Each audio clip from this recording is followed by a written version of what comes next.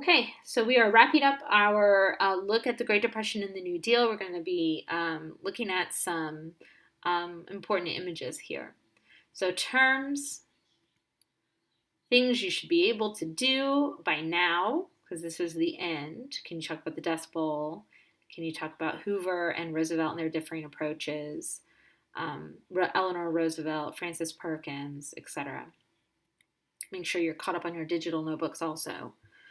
Mass entertainment flourished during the New Deal years as Americans sought escape from the worries of the Depression. And for the first time, the government played an active role in the arts, creating programs that put artists to work. It was a golden age for entertainment. The movies, music, works of literature produced during this era hold a unique place in American culture.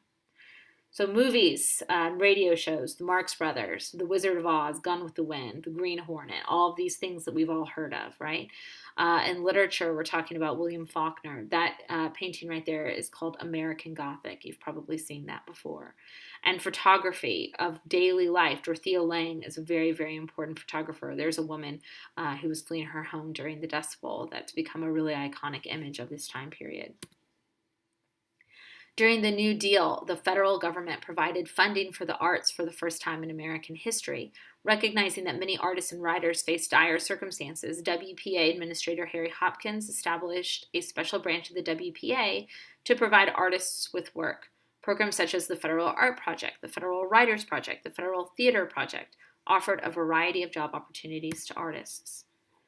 This is an example of a mural created during the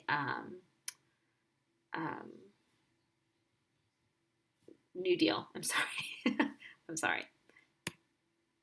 Dorothea Lange, The American Gothic by Grant Wood. I think we've already looked at both of those images. I just wanted you to see them larger.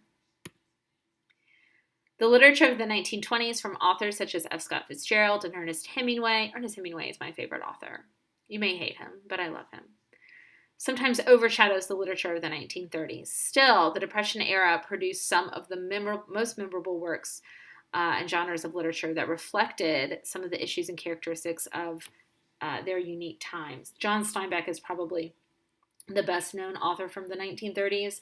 He wrote The Grapes of Wrath, Of Mice and Men, and works that focused on the struggles of America's poor and working classes.